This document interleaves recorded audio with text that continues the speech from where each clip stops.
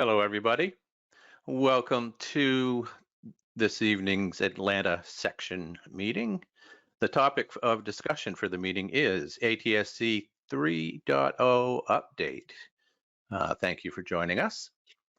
And with that, without further delay, I'm going to turn the floor over to the manager for Atlanta. That's Bob Baker. Hello, Bob. Hello. Thank you everyone for coming. We're excited about the ATSC 3.0 presentation. And so Sterling Davis is going to moderate tonight's meeting. So you can take it over, Sterling. First, I'm going to go through and give you a rundown of the panelists. Barry Hobbs is from Coherent Logics. He's the Vice President of Video Multimedia Business Development at Coherent Logics, and there's a slide on the screen explaining who Coherent Logics is for those of you who may not have known about it, but it certainly was one of the founding father companies of the physical layer of ATSC 3. So thank you. Next, I'm going to introduce Mark Correll. He's the Senior Vice President of Emergent Technology Development at Triveni. Thank you, Mark. And again, we're going to have Steve Watkins, who's the Executive Director of Strategic Policy at Cox Communications, a well-known large cable company. And he's going to explain a little bit about the aspect of 3.0 and how it's going to get retransmitted into MVPDs and the barriers to doing that. Luke Fay is from Sony. He's the Senior Manager of Technical Standards at Sony and has been involved in ATSC 3.0 from the very beginning and is currently the chair of Technical Group 3, which is the standards group at the moment. I'm Sterling Davis, and I'm the old retired guy who was in the past, long past, Vice President of Technical Operations of Cox Media Group here in Atlanta, and currently I'm consultant to Pearl Company. Pearl is, for those of you who don't know, Pearl, I'll just run through the list of, it's a consortium, not ownership, it's a business owned by 9 broadcast groups, including Cox Media Group, Graham, Hearst, Meredith, Nexstar, Gray, Script, Tegna, and Sinclair. So those are the 9 companies that constitute Pearl. I thought maybe some of you might not know about that.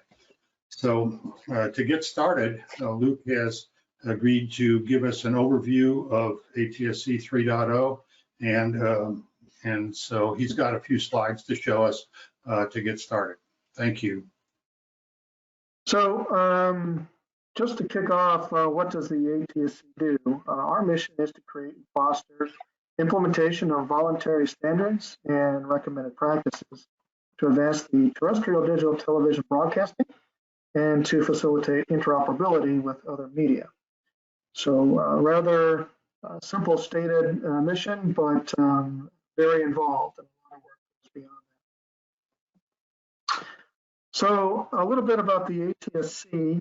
We were founded in 1983 by CEA, IEEE, the NAB, NCTA, and SMPTE. And our focus is on the over-the-air digital television broadcasting, and we are an open and due process organization. Currently, we have about 125 member organizations, and they're rather sparse across the industry. We have broadcasters, equipment vendors, cable and satellite systems, the consumer electronics area, semiconductor manufacturers, universities, you name it. So we're very broad and open to anyone who would love to join and help us out in our mission. For today, I'd rather get some real high-level questions answered. First off is, what is ATSC 1.0? Basically, it's the existing digital television that we know in the US today. A lot of product is sold as being said as ATSC compliant. What that means today is basically the ATSC 1.0. It's the 8 VSB modulation with read-Solomon encoding and the MPEG-2 transport. So it's what we all know today is probably HDTV. Another question that's popular is, where is ATSC 2.0? Well, that work concluded.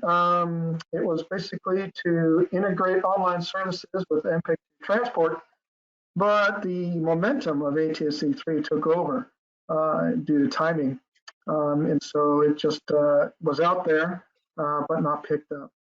So another huge question that always comes to my desk is, why ATSC 3.0? Why did we do this? Well, back about 10 years ago, 2010, there was a planning team put together by the ATSC to look at the future of broadcasting. And the broadcasters came up with a long list of what they wanted to do.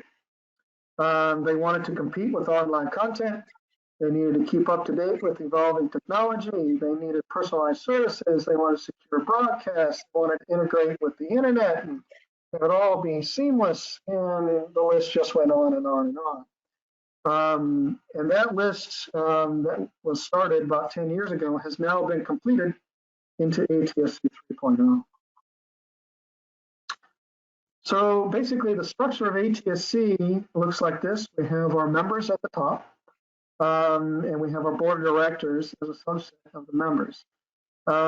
Reporting into the board are 3 separate groups.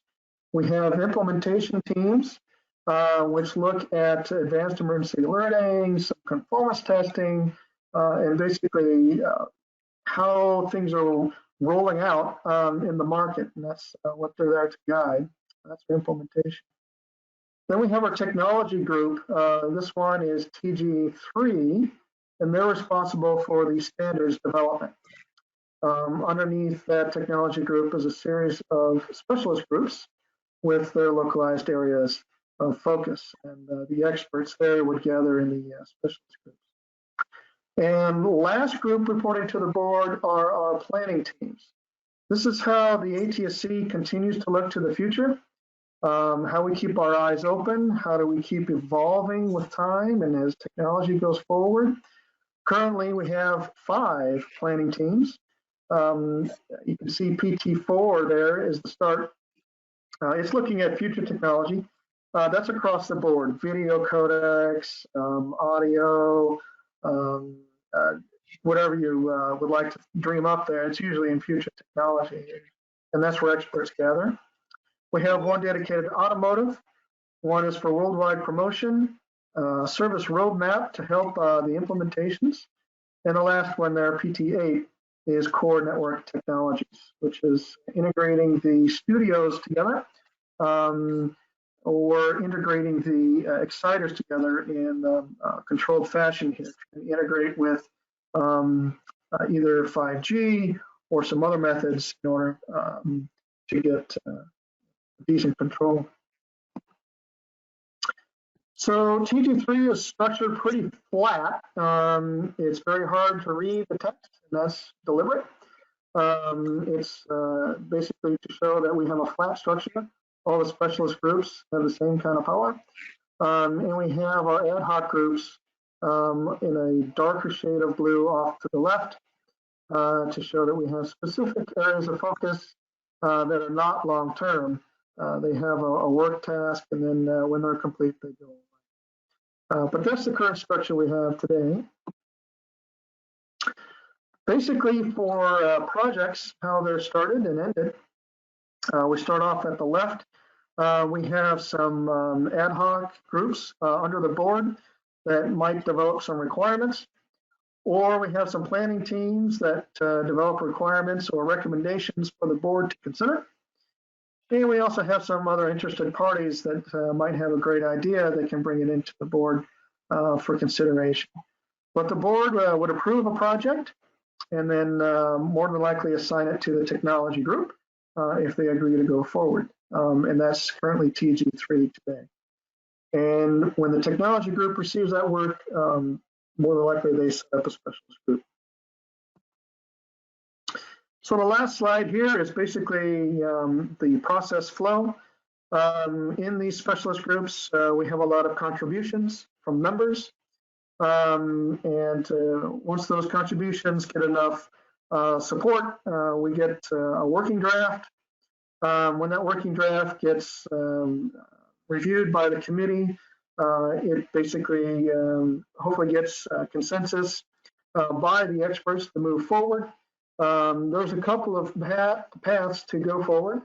First is a candidate standard where the industry is allowed to kick the tires, as it were, see the document, try to implement it, find out if it works, what doesn't, feed that back to the committee, basically try it out. And then it can go from a candidate standard to a proposed standard where the ATSC committees feel it's pretty baked, well thought out, and there's not so many holes, and it's really good for publishing there. There is a path from working draft going directly to a proposed standard. Those are for very specific cases where the committees are all in agreement, where it's pretty obvious that that's the next step to take. But finally, after a proposed standard is output, then we go to a membership approval, where the membership reviews the proposed standard and actually agrees to publish it on the website as a standard there. And that's the last step on the right. So I think that's my last slide. I'll give it back to you, Sterling. Okay, thank you, Luke. That's a good start on the process. For the audience, please keep your questions in mind. We'll come back to Luke. Luke is certainly an expert on the physical layer. He chaired the committee of the physical layer back in the day, and certainly knows a lot about the physical layer. The upper layers are all IP based, and Mark Corll is on the panel from Triveni and has a lot of input and knowledge about the upper layers and how they work and how they fit together. And I thought Mark could kind of give us an overview of the upper layers, and if he wants to specifically dive into his current technical committee assignment, specialist group assignment of interactive. So Mark, maybe you could give us a few minutes about your perspective. Sure, Sterling, thanks. Just again, I'm Mark Corll. I work for Triveni Digital. We're, for those of you that don't know, we've been in the industry doing test and measurement and signaling and things like that for about 23 years, I guess it is now. I was the first technical employee, so I've been there through the whole time. But primarily these days, even though I have the sort of an advanced technology charter within Triveni, what I tend to do is the standards. And if you notice the slide that Luke showed about all of the standards, you'll notice my name was there, and I didn't even realize this. My name's there 4 or 5 times, I think. I didn't realize I had volunteered for that many. Welcome. Anyway, put your hand up and they'll take advantage of it. Anyway, but it's been good. In terms of the standard that we've built and some of the things that are coming out now in terms of just how powerful a standard it's been with all the different pieces of the standard. Really the key decision, despite, in spite of the PHY layer, which is extremely strong and industry leading, and Barry and Luke can certainly talk to that. But above that, it's all IP based, and it's the first broadcast technology based on IP, first broadcast standard based on IP. And what it allows us to do is once it comes in from on air, it's basically just another set of IP packets. And it's amazing. Some of us didn't even realize at the time what a powerful decision that was and that was made. And now we seem to be seeing just all kinds of different hybrid mechanisms that are being put to play and different activities that are going on relative to the ability to do that, not to mention just the ability to be moving the data around within a home or within just once it's received, you can do pretty much anything with an off-the-shelf router, for example. But above that, My focus has been for the last 2 or 3 years, maybe 3 or 4 years, I've lost count now, has been on the interactive standard. So this is a little bit outside of what ATSC has done in the past. And it's really describing an environment so broadcasters can target what we refer to as a reference receiver.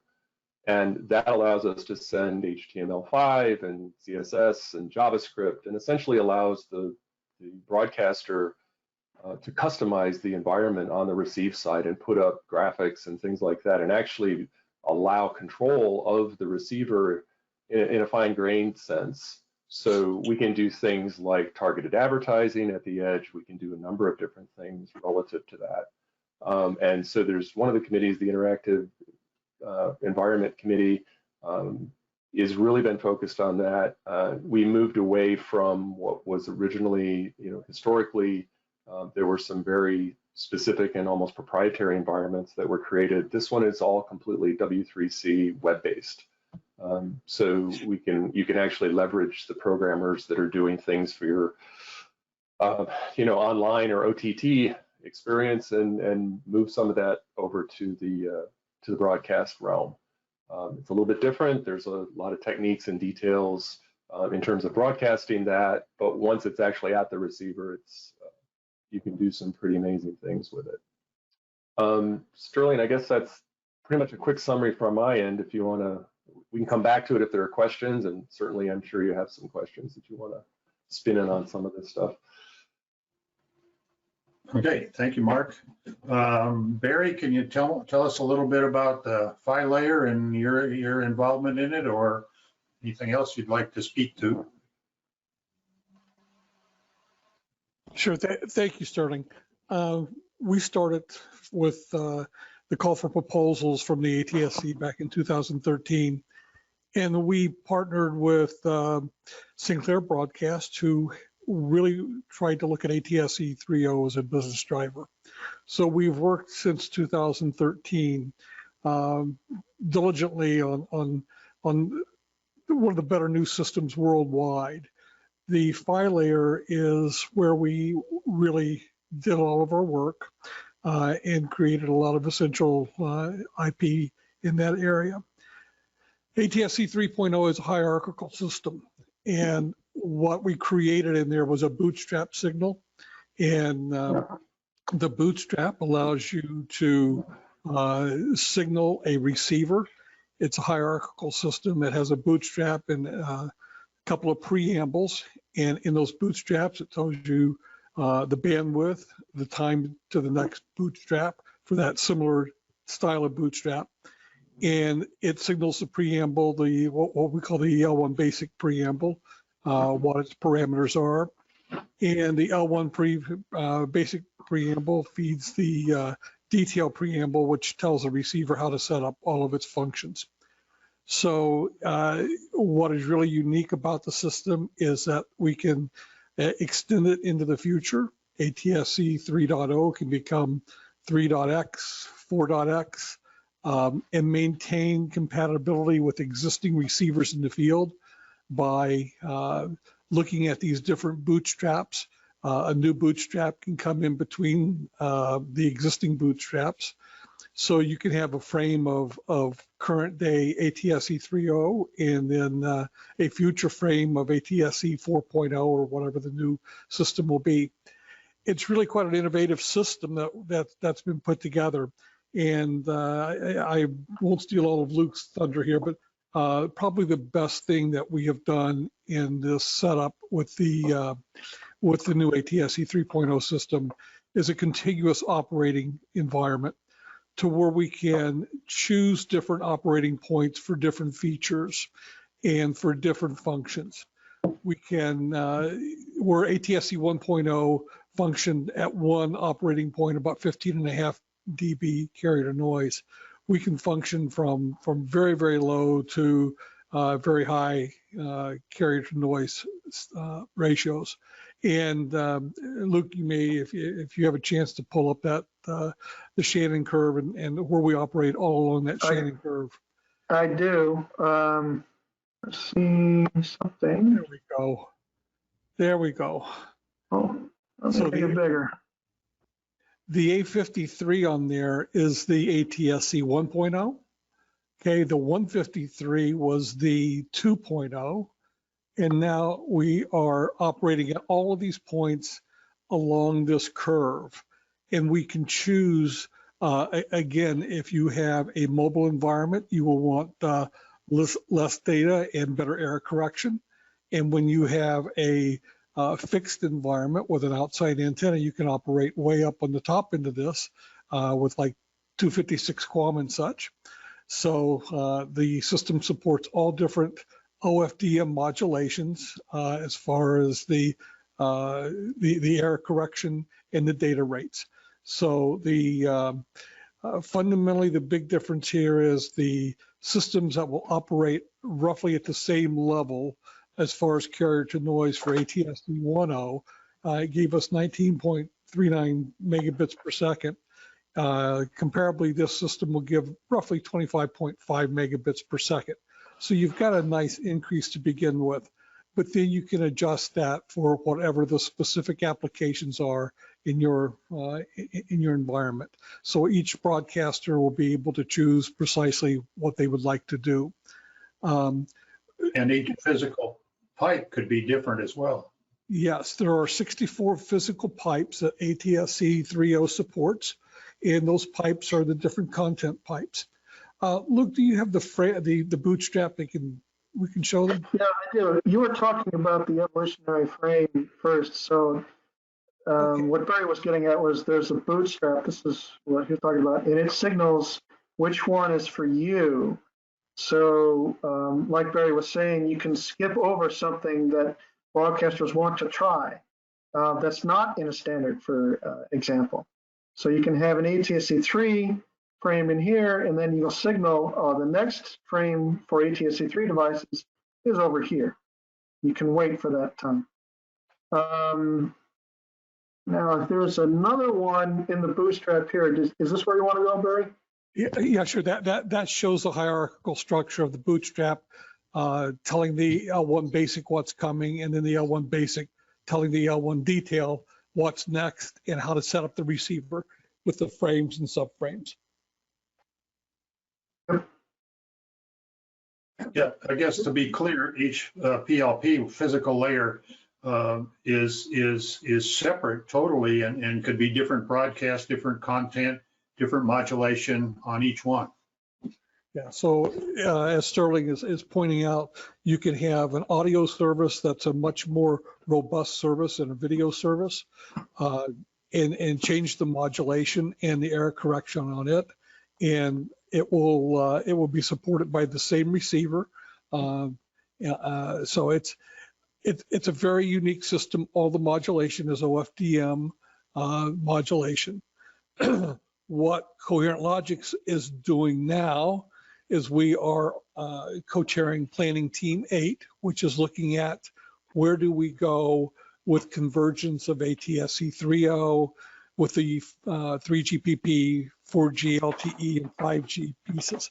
So we're very heavily now getting into the research of how we can merge into the telecommunications system. And Luke is the TG3 chairman and really is the authority on ATSC 3.0. So Luke, I'll turn it over to you at this point in time. Right. So this is, like Barry was saying, one of the cutting edge technologies we have. I'll leave it back on this slide here to show a comparison of where we're at today down here versus where we're going with ATSC 3 in the red dots. We still have one more panelist that we should introduce, Sterling. Yes, absolutely. Yes, Steve Watkins from Cox Communications. Steve is the Executive Director of Strategic Policy there and has certainly delved into a lot on 3.0 and what cable systems can do with it or can't do with it. They certainly can't deal directly with everything that's in 3.0. So Steve, maybe you could give us a rundown on what your situation is in the cable industry. Well, thank you, Sterling. I'm so glad to be here. Thanks for inviting me. So it's interesting. You've got a great technology here with ATSC 3.0. And from a technical perspective, and being that I do tech policy, I keep my foot fairly firmly planted in the technology aspects of the new standards. And it's exciting for us to see where this can go and the opportunities it presents, especially when it comes to enhanced video and audio and the services like that. As cable operators, I think you're going to find that our architecture is a little bit different, obviously, than over-the-air broadcast. We do not typically deal directly with the TV. We deal with set-top boxes that go in front of the TV. And that's more of a historical issue. And we've got industry, tens of millions, maybe hundreds of millions of set-tops out there that basically receive the service and then simply display it on the TV. As the operators go forward, you're seeing more and more of the availability of applications. And as you guys point out with ATSC 3, it's IP-centric. So is our delivery for over-the-top type video or services that we deliver beyond the television, whether it be to PCs or Macs or phones, whether it be to the future smart TVs, Roku's, Apple's, those kind of devices going forward are being looked at. So as cable operators, we too are leveraging an IP service and an IP delivery. And in fact, you're going to see many cable operators transition to using IP all the way to our set-tops. Now, with that being said, there's still an awful lot of legacy set-tops out there that will continue to need service. And so you'll find from an operator perspective, an MVPD, multi-channel video program distributor or cable operator, that we will tend to take the service and re-encode and basically send it back down through our system in the format that's most appropriate. Hopefully you heard I talked about, so basically we transcode or format basically the video and audio to feed a lot of our both legacy devices and the new devices. And that's where some of the excitement comes in here, with the opportunity for ATSC to deliver higher video quality, higher audio quality.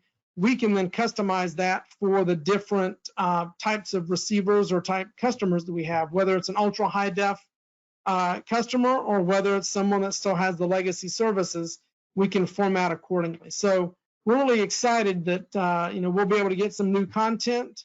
I really love some of the audio enhancements that you guys are going to hopefully be implementing, and excited that we'll be able to deliver some new exciting services to our customers. Great. Thank you, Steve.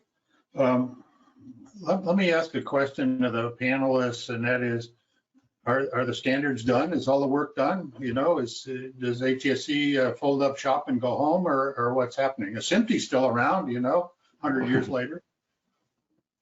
I guess I can start off with that. Are we done? Well, it's kind of like asking, is the work done? Done's a relative term. Certainly we have enough of it done to get enough equipment out in the field to start rendering services here. As people were saying, it's like we need to start with this and improve the physical layer is robust enough and accurate to what we've always been stating, and also to roll out the better video and better audio. So certainly the video that we have is complete. We have HEVC, we have high dynamic range, we have high frame rate available. We have new audio from Dolby, at least in America. We have it from Dolby as AC4, which has some great dialogue enhancement. We have the interactivity pieces in there to roll out some one-to-one case scenarios that broadcasters want to target, along with their one-to-many broadcast. We have two protocols, a root protocol and an MMT protocol out there, and we have all the interfaces between layers working so far to connect the dots. So we have enough to get started, Sterling, but as always the case, people find out little gotchas. what was really meant when sentences were written for non-native English speakers. It can be difficult to follow sometimes, and so better clarifications are needed. And some erratas are created, so we always update the standard. As far as ATSC 3.0 goes, we are largely done without, barring, some glaring hole that comes up at us. But we continue to look to the future. So this is where we look to our planning teams to see what's the next best thing, and then we'll start to integrate those new technologies. Whether it's a new video codec, whether it's new audio, whether it's better interactivity, or whatever it is, we're always open to the next thing. So just like SMPTE, ATSC is not folding shop. We're not done. We're always here, and we continue to evolve. Thank you. Yeah. Thank you. I would characterize it as deployable as opposed to done, right? So, and that's kind of what Luke just said. The standard is written in such a way now that it's deployable. You can put out the services, it works. We've been testing it for a while. There is actually active testing going on, conformance testing going on right now. And so the standard as written now is deployable. Now, as I mentioned before, we've hitched our wagon to a couple of other things that haven't been done since they were invented, namely W3C. So if you look at the web, I don't think anybody would characterize the web as being done. And we've kind of hitched our wagon to that. So we're going to keep moving with that environment. And of course, Barry alluded to the fact that the system that we put even into the broadcast system, the PHY layer, is also backward compatible, or forward compatible, I should say. So we can do a lot of things and keep going forward and moving forward and adding things and adjusting things, meanwhile still supporting receivers that are being developed today, and keep moving that forward and keep adding new things. That was unlike the old standard, right? 1.0 was fixed in stone. It had one codec, it had for audio and video, it had one broadcast, it had one PHY layer. That's what it did. It was just HDTV, and that's it. We can do a lot now, and we can change it going forward. But right now, the standard, I characterize it as deployable, that we can make it work now with what's written. Yeah, Sterling, perhaps you can comment. During the CES this year, ATSC had announced that there would be 61 markets with transmitters going up this year, and this was before the pandemic. And 3 television manufacturers, Sony, LG, and Samsung, were going to introduce like 20 different models of televisions this year. Can you comment on Pearl's test in Phoenix and how well accepted that this new system has been in Phoenix? Sure. Thanks, Barry. Yeah, the Pearl has set up another organization called the Phoenix Partners for a model station in Phoenix, Arizona, where Ben has been on the air for several years. It's a place for broadcasters to test marketing and RF and feasibility, and allow CE manufacturers to come into the market and check their devices and so on. There's a SFN going up there, a single frequency network, and on-channel station as well. But it's very useful. And going back to what you were talking about, Barry, about the announcement of stations going on the air, I think it's not going to hit 60 this year, but I think it's going to be a reasonably good number across the United States. All the owners of all the stations are trying to second guess their budgets, obviously, since the TV business is somewhat in a free fall advertising wise. So all the executives and owners of TV stations who had committed are rethinking their process. I'm not saying they're backing out, but I don't know that we're going to hit 60 that was mentioned at the time. But I think that the 20 models that were introduced or at CES will be shipped. The Samsung models, I understand, are in the market, some markets today. So that there is a step forward. They're all high-end models that were proposed and or underway. So that's good. That's a good start. And I think that keeps the broadcast community involved and interested in making sure that this all flies. I guess I would say I'll branch out a little bit. You didn't exactly ask this, Barry, but one of the things about simulcasting 3.0 and 1.0 is the amount of legalese that has to go into doing a project like that in a market. You have to get all your competitors in the room together in a market and decide who's going to gang up and do all the 1.0s and who's going to do the 3.0s. And there is a heck of a lot of legalese that goes into all that. You have to get permission from all the program suppliers from every station to retransmit or simulcast on 2 different stations, on and on and on, licensing issues and so on. So the legal part of getting stations on the air is not so much a technical issue, but a legal issue and a financial issue from that point of view, not so much the technology of doing it. I don't know, is that Barry, is that where you want me to go with that? Yes, thank you. Let me ask, we haven't really specifically mentioned this, but broadcaster apps, I think, is going to be one of the major features and utilitarian things that we're going to see going forward. And Mark, maybe you could explain what apps are, broadcast apps, and what do they do for us and what good are they? I'm not sure I can answer the last question. I think there's a lot of good to come out of it, but I think that's going to, the market will decide exactly what good they are, but there's a lot of techniques and mechanisms that we can use. So essentially a broadcaster app can be delivered in 2 different ways. It can be either broadcast within what we refer to as non-real-time data within the broadcast. Many of you might remember it as data casting, but essentially since we have what's referred to as route, we can actually send files over the air and the receivers know how to receive them.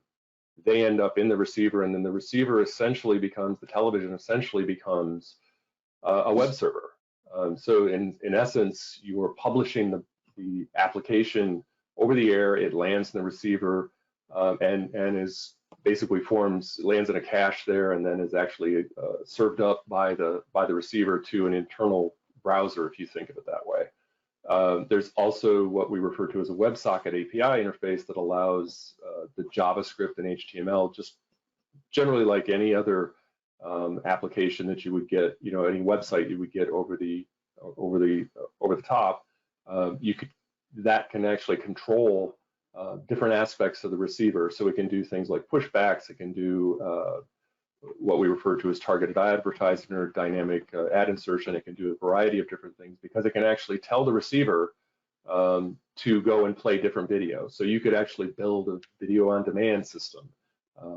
Also, it can be launched from the web. We have a signaling mechanism that allows us to specify either launching from this internal cache that I just described that broadcasts for receivers that might not have a web access, to receivers that do have web access, and we can pick and choose, the broadcaster can pick and choose where he wants to launch the application from. So if it's all done with URLs, if he sends a URL in the signaling that says, please launch this website from some server that he's put up, it can do that. Or it can do a mixture of both, which is kind of interesting. You could send partial or a sort of small subset of the functionality over the air, have that land in the receiver, get started, and then if it discovers that it can access the internet, then it can start pulling other information in.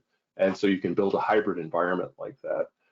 But again, all those applications, you can't run multiple applications, you can run one at a time, but you could actually deliver them and jump between them and do things like that.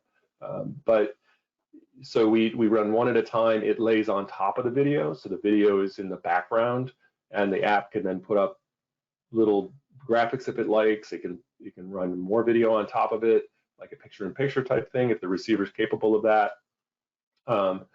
and it can actually operate without putting anything on the display at all, just running the JavaScript and communicating with the receiver and changing the behavior of the receiver to match what the user that's in the room looking at it wants it to show. So that's why it's a little hard to say what's going to take off, what's the killer app, if you will.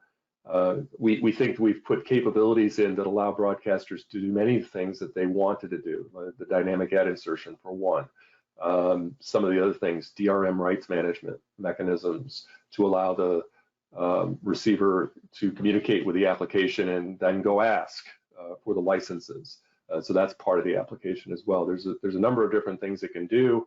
It can also communicate with companion devices. There's a standard in addition to the interactive standard that allows interactive applications to communicate with, say, a tablet or a cell phone or something like that. If it has another application on it, they can communicate. So there's a standard around that as well.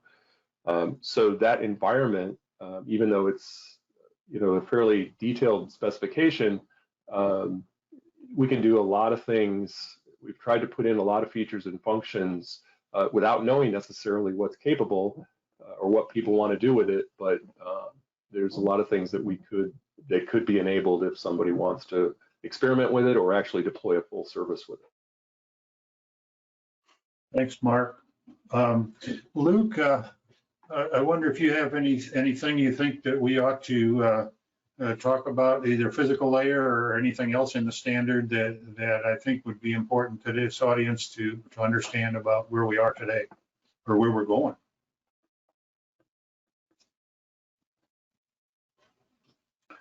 Still there, Luke? He's on mute.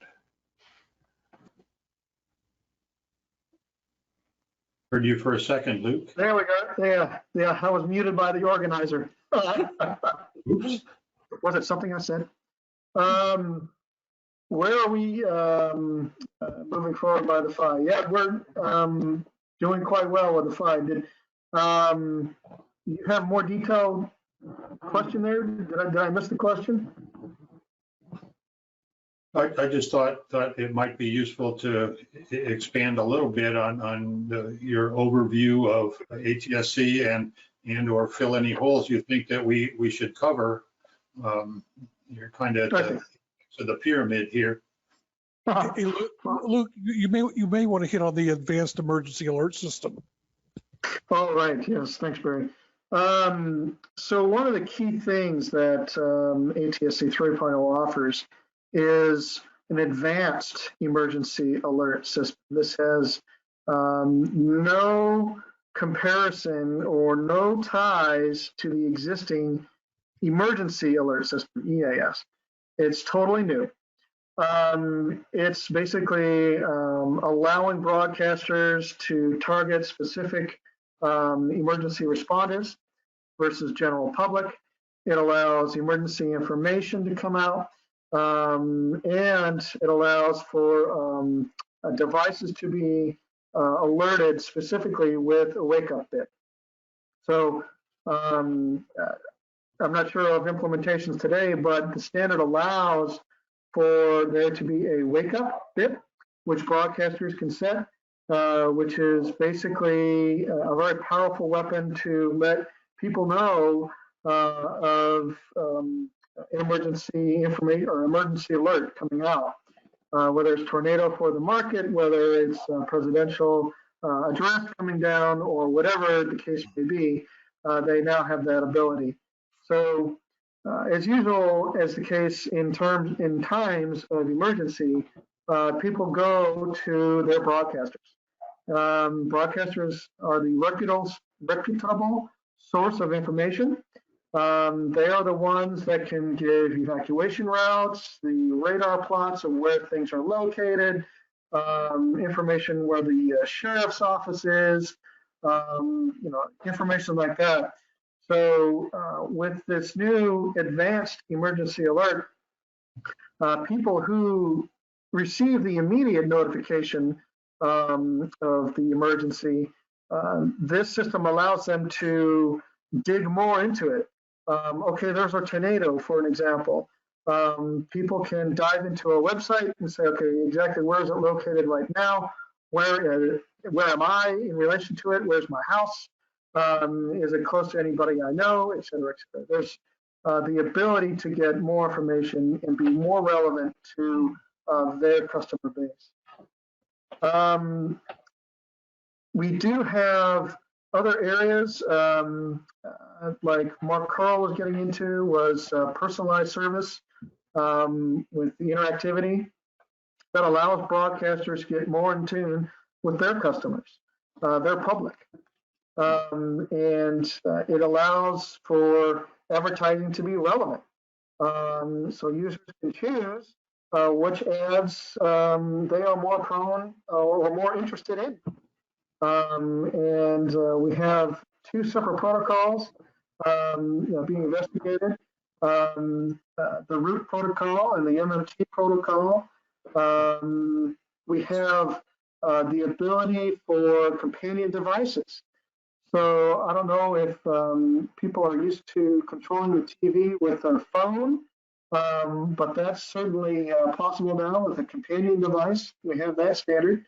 And in terms of this one-to-many broadcast, we do have the ability for a return channel. Now, some people might say, okay, as soon as we selected IP protocol, the return channel of choice would be an internet connection. And that's true. If people do have an ISP, internet service provider, that they can connect up the ATSC 3 device and have interactivity that way through the internet. But we also have a return channel in the PHY. So it's A323.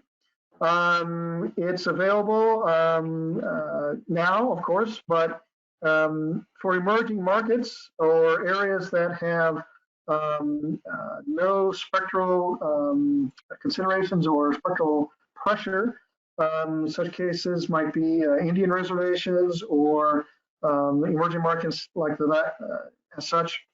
Basically, the ATSC3 system can deliver data. That's the entire point. And it is just ones and zeros. And it does not care if those ones or zeros are immediate essence or if it's just internet service direct. So, some Indian reservations, I've heard, are thinking about ATSC3 to provide internet to their communities. And they'll use this physical area return channel as the backhaul. So it's very powerful. We've got a lot of ideas for ATSC 3.0, and many people are looking at this in new ways to become more relevant to their users. I'm just trying to think through the stats, Elaine, of something I missed, but those are the big ones that I come up with. Joel, do we have any questions? We're getting down in time here. Well, we do have a couple of questions, actually. Robert has two questions that are going to roll into one. He says, what is the minimum functionality of a 3.0 receiver? In other words, why would a consumer want to buy one? Who wants to take that? Luke? I'd say the Sony guy. I'm on a roll. Basically, what you're going to find out is the minimum service would be better pictures and better audio. So broadcasters are going to provide a picture with more than likely high dynamic range. Maybe not so much a 4K picture, but definitely an HD picture with high dynamic range. And when you go to the stores or whatnot, that is the eye-catching difference, that high dynamic range. There is also the better audio. So a minimum service for ATSC3 would be better picture, better audio, the HD with high dynamic range and the AC4 audio. And that can be packed with the HEVC codec. That can usually be packed in about 3.5 to maybe 4 megabits per second, depending on the frame rate. And Mark Coral can correct me if I'm wrong here. But maybe that's generally in the ballpark. So with 60 frames per second, with high dynamic range, sports video is going to look awesome, just awesome. And for that to be a minimum service, that would be the eye-catching thing. Oh yeah, when people go to the stores, that is my next TV, and that's what they're going to buy. Service beyond that is going to be the security, so enhanced content.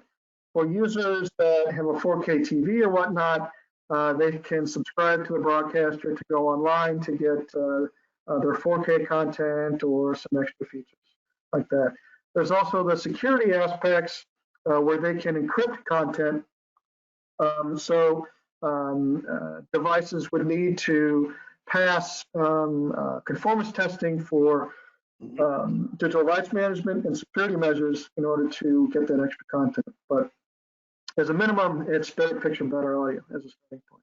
Yeah, for those of us that are building components, it's also the ability to do the broadband interface for the connected television that gives the viewer a totally enhanced experience of being able to use the HTML5 and bring in the broadband services along with the broadcast services. Yeah, and you'll just don't necessarily think about just the big screens either. There's a lot of opportunities here for what we would call gateway devices to convert from the ATSC signal. It's actually quite easy to convert from an ATSC3 signal into just an over-the-top signal. It uses Dash, it uses a variety of different technologies that many of the browsers today use. So we actually test things that way. We just use Chrome or something like that to test stuff. And so there was an announcement, just a GoFundMe project just recently that Silicon Dust started, where they're going to start shipping 2-tuner ATSC3 little blocks, the HD home run they're called, and they'll start shipping those in September for a couple $100.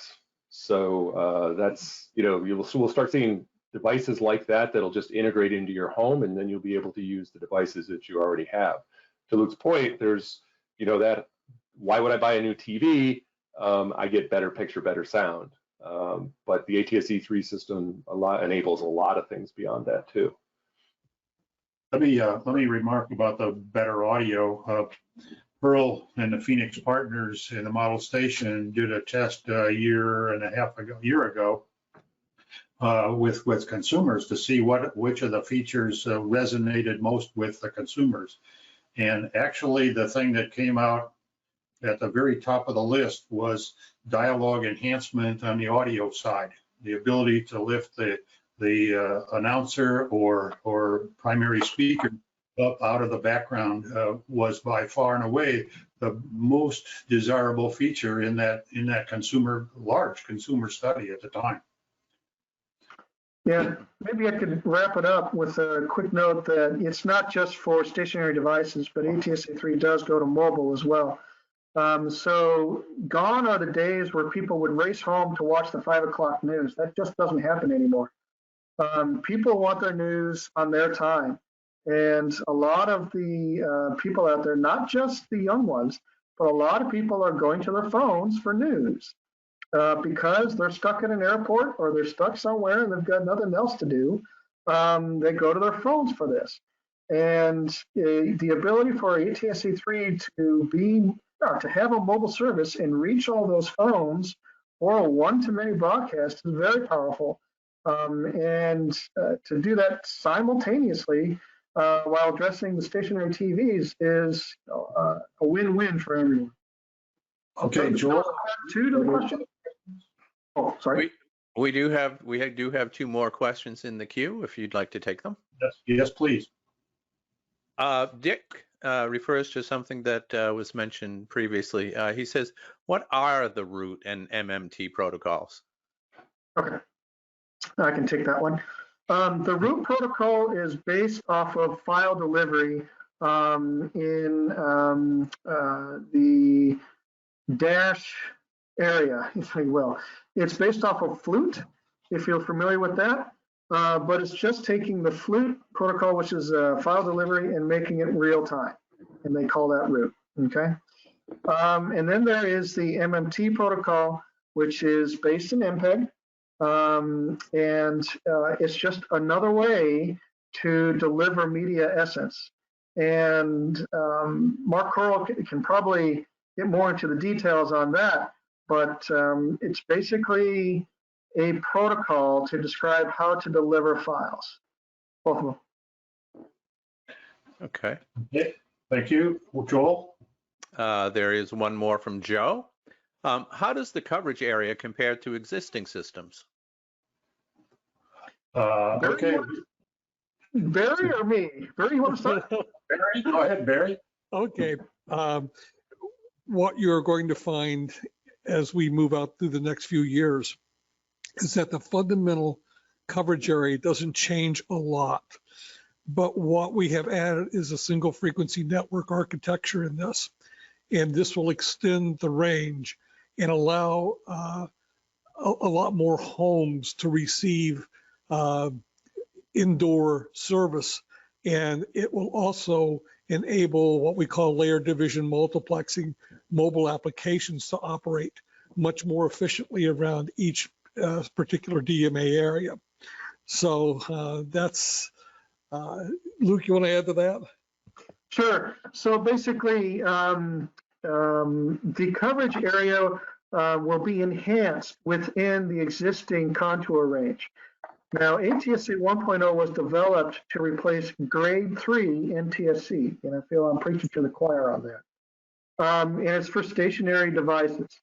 Now, what we can do is target that same coverage area with 256 QAM and 915's code rate. That's a very specific operating point because it adds 30% more capacity than ATSC 1.0 with the same required SNR of 15 dB. Okay, but that's not the only operating point.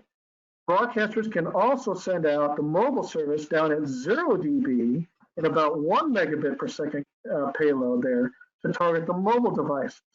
And that signal can go beyond your coverage range, or more importantly, indoor reception into parking garages and around in urban canyons and whatnot. So it depends on what the broadcaster wants to do. If they want to have better service area inside their contour range, they can do that now with targeting a payload that is only requiring maybe 5 dB SNR or something, okay? And still have that high quality video of HD and high dynamic range. They can still do that and target mobile devices. So the coverage area can be met today, and it can go beyond that if they so desire. Okay, thanks, Luke. Are there any more questions that we have from the audience? That was the final question. Okay, very good. Well, I think we've exhausted the topic at the moment. I want to thank the panelists, Luke Fay from Sony, Mark Corll from Triveni, Barry Hobbs from Coherent Logics, Steve Watkins from Cox Communications. Thank you all. We appreciate your efforts and time to help educate all of us. Thank you. Back to you, Bob. Thank you, Sterling, and thank you everyone for all the time you spent in to be on this panel. I really appreciate it. And thanks for joining our webinar from Atlanta. There is one comment in the queue. Robert says, great job, guys. And with that, we shall end the meeting. Thank you, gentlemen. Thank you to our guests. Take care. Stay safe. We'll see you next time.